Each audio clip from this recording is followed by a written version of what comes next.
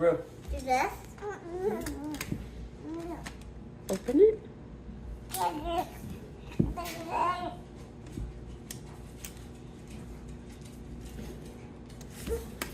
Look, I did it!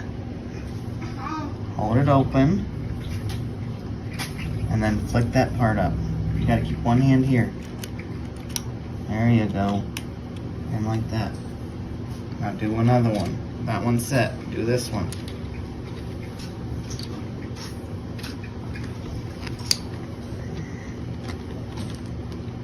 Put your feet on it. Alright, hold that. Hold this one with your hand. Now flick that piece up. There you go. Yeah. Alright.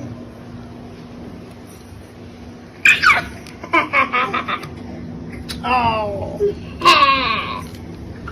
Alright, hello everybody. A lot of you probably heard by now, but I heard of them, but I want to do this. I want to put a video together asking the question if a 3D printer is a good tool to have on a trap line.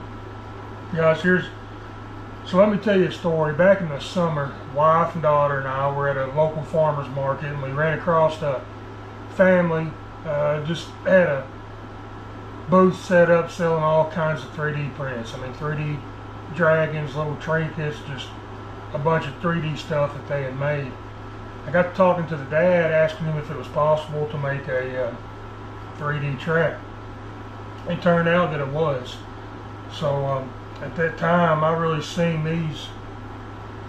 It popped in my head that how beneficial a 3D trap would be to the trapping community. To be able to put these in a kid's hands, not have to worry about them getting pinched or hurt, take that fear away of that being a possibility.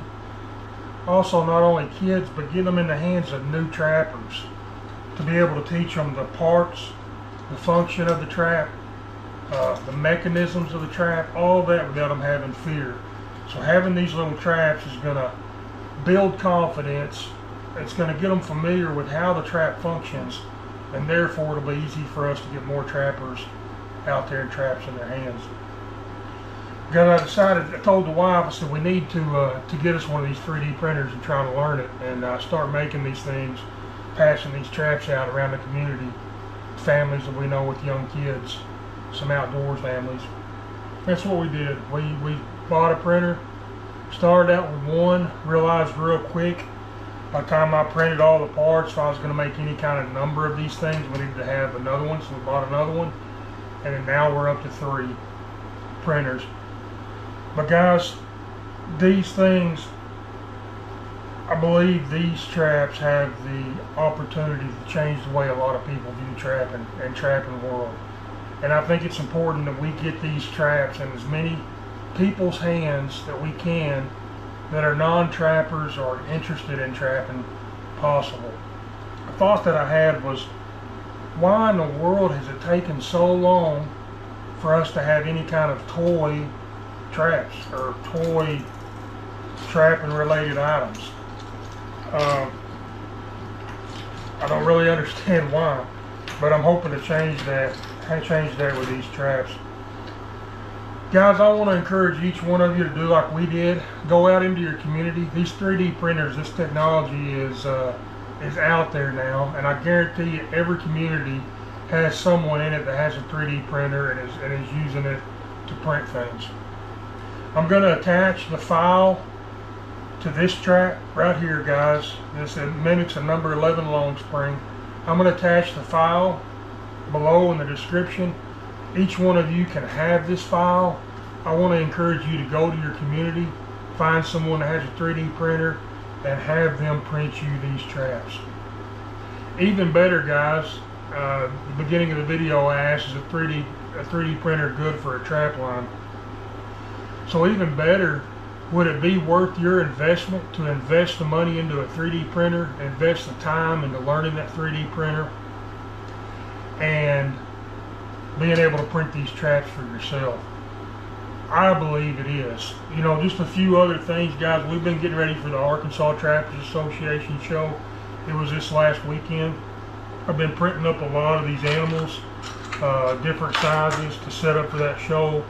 We printed a whole bunch of these traps, took them with us. We handed out a bunch, we sold some. And it was a big hit, guys. The kids went crazy over them. The adults went crazy over them. We just got all kinds of animals and critters that we made up, these flexible animals, and we concentrated on the fur animals is what we concentrated on. But guys, I want to encourage you. I think too, another thing, and I'll add a picture here as I'm talking about it, but I made up 3 of these traps and we handed out as awards. On one spring it said Arkansas Trappers Association. On the other spring it was a kids trap setting contest, 2014. Those were a big hit. So it's possible to do awards, make awards up and stuff with this 3D printer to pass out on a functioning trap that works. Also, guys, what about our sponsors? These sponsors that donate a lot of money, that back us in trapping, but not necessarily trappers themselves. How awesome would it be if we could come in here, put your state association's name or your trapping organization's name on one spring, on the other spring put their name, the year that they were a sponsor, and they're sponsoring the association. And I guarantee you these things, guys, give them a trap and an animal. These things are going to sit on their shelf in their office, and these are going to be a conversation starter. So you're going to have someone else come in, they're going to notice this trap, they're going to start talking to each other about trapping, with neither one of them being a trapper, and that's going to open up, it's going to change the way the trapping world's viewed, I believe. So I want to encourage everyone to think about getting a 3D printer, adding it to the tools, your toolbox for your trap line. Just a few other things you might have noticed sitting here, guys. Just playing around trying to find things that I could use on my trap line. I printed just some plastic 3D pan covers. I'm going to try them this year. Something else I'm excited to try, this little container, guys, little glow in the dark container. I've got one kind of set up here. I'm going to use these to hold bait or scent, and then I can put it wherever I want. I can leave the bait and scent, whether it be a dirt hole, a flat set, a cage set for bobcats. Think about hanging one of these up with some bobcat lure in it in the back of a cage, glow in the dark. It's going to be a good visual to get those cats to go on into that cage. On this one, I basically went in the bottom of it, drilled a hole, added a cable so I could anchor it to a tree limb or a stake ground anchor. It's got the lid screws off. I drilled some holes in the top of that lid to let the scent out a little bit better. And guys, I think I'm going to use this on my otter line, just like we do with coyote. You know, we're going around, we'll pick up coyote scat, move it to a new location, and use that territorial response with them. I'm going to try that with an otter. It's really hard to bait otters, but I think maybe picking up otter scat as I'm out and about, and pick up otter scat from one location, fill this container up, move it to a new location. I believe that territorial response may kick in with that, and then it being glow in the dark, it's going to add some curiosity visual to it as well. So I'm going to be trying that this year, not just on my otter sets, but I like it on predator sets as well, because I can fill my bait up with this. I can leave it there. When I'm finished with that location, I can pull this, and every bit of my scent, my bait, nothing's left behind. It's all taken with me. And I think that's an important part of trapping same location year after year after year, not getting those animals associated with those scents, not letting it become normal to them. So just a few things, guys. Again, I ask you the question, is a 3D printer worth the investment, worth the time learning? I believe it is. I believe associations need to think about possibly even buying their own 3D printer. It's not a huge investment, but I believe the upside potential of that money investment, time investment is well worth it. Individuals, guys, find someone in your community that can put this trap together. They'll be more than happy to, I promise you. They'll put these traps together, they'll make them for you. Think about buying your own, investing some time learning that new technology, print your own traps and hand them out to kids in your community. That's going to change the way your community views trapping. If we all can do that on a big scale, it's going to change the way every community views trapping, I believe. So I want to encourage everybody to research, check out these 3D printers. Guys, I'm going to put some footage in here of my 3D printers, printing some things.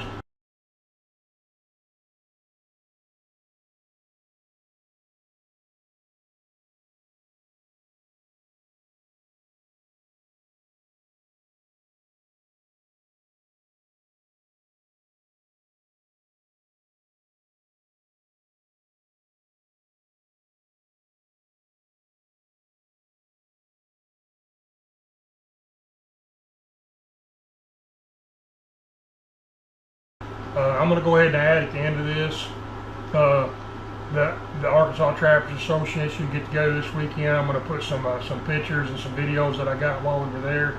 Let you guys enjoy that, see what you missed. Guys, there's more conventions coming up this fall all across the country. Next weekend, as soon as we left down there, my daughter Kinsley said, "Dad, when's the next one?" She had so much fun, she was ready to go to another one. I told her this coming weekend is the Missouri Trappers Association. It's about a 6-hour drive for us, but with her being excited about it, me and her are going to make the trip. We're going to make a weekend, a daddy-daughter weekend. We're going to drive up to Macon, Missouri, Friday evening, stay the night. We're going to spend the day there at the Trapping Convention Saturday that Missouri's putting on in Macon. That very next weekend, guys, is the National Trappers Association gathering in Arkansas. You guys follow us on Facebook. I posted all the details of both of these conventions on my Facebook page. Let's see. That same weekend, guys, I'm not going to be at the MTA in Arkansas. Our local Arkansas Game and Fish is putting on a Kids Day. They've asked me to be there to represent the Trappers Association, talk about trapping. We're going to be taking some of these traps with us, handing out to kids that are there. But look around, guys. There's no better outdoor community than the trapping community, I promise you. Go find a local outdoor gathering around you and go check them out. I guarantee you'll have a good time. Your kids will have a good time. Anyway, guys, thanks. Give it some thought and enjoy the weekend that we had down there. All right, hello everybody. It's been a while since put a video out, but got the trailer loaded on the truck. We've been working all summer to get some supplies, stuff built up to take down here to the Arkansas Trappers Association gathering. That's where we're headed this morning. We're gonna get down here, and Charlie and I are gonna, and Josh are gonna get the fish cookers set up and get some fish in the oil for tonight. Everybody gonna enjoy a fish fry and fellowship tonight, just sitting around telling stories. Looking forward to getting down here and enjoying the weekend. My wife and daughter are going to come down later on today when the daughter gets out of school. But I'm actually setting up, first time I've ever set up a booth or a table, or tailgate I guess. But we're going to set up this summer, guys. We picked us up a 3D printer, and of course my mind's always on trapping, and I'm trying to figure out how we could incorporate that 3D printer into trapping. And I think we come up with some pretty nifty ideas, and that's going to be some stuff that we're going to be using with the kids down here for demonstrations and setting up. But anyway, I won't get too into it now. I'm going to put together a video. I think you guys are going to enjoy this video. It's going to have a lot of neat stuff that you haven't seen before probably, and a lot of stuff that my hope is it's going to change.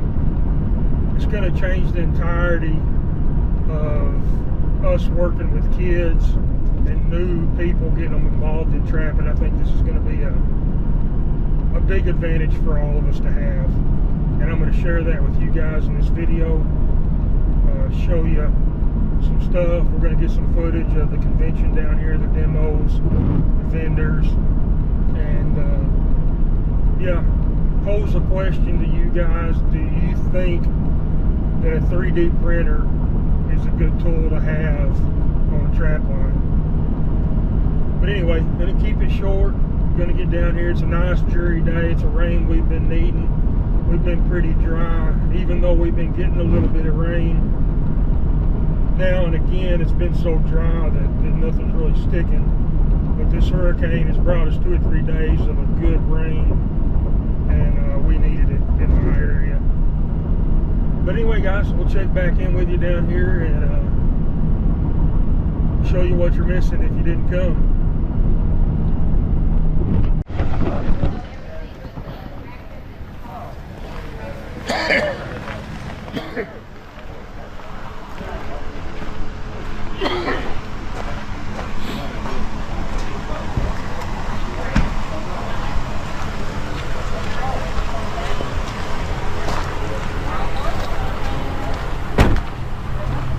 Alright guys, here we are, ATA, Saturday morning. Everybody's set up. Just gotta show you what you're missing if you're not here.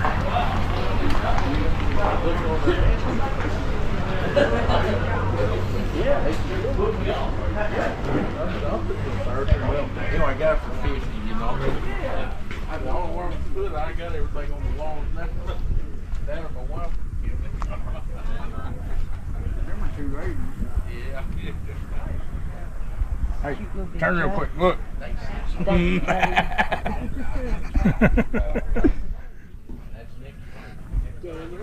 What, Mom?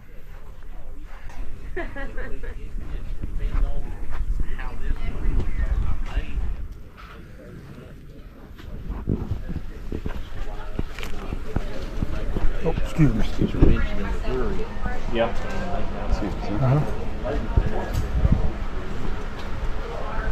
I got a guy in Idaho that's catching wolves in that Texas two-step pretty regularly. But he gets caught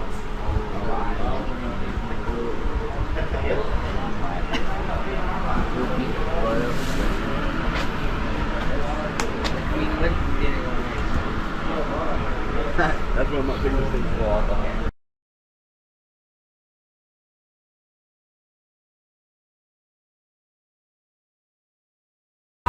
They're going to be interested. It ain't going to be, well, that's a cat set. I'm going to go to the next one. Or the skunk. I catch a lot of skunk in my coat and my body set. And I don't feel like, this is another thing, I'm a lure maker, but I don't feel like my coyote lanes only going to catch a coyote. So, I just, it's whatever. My cat is just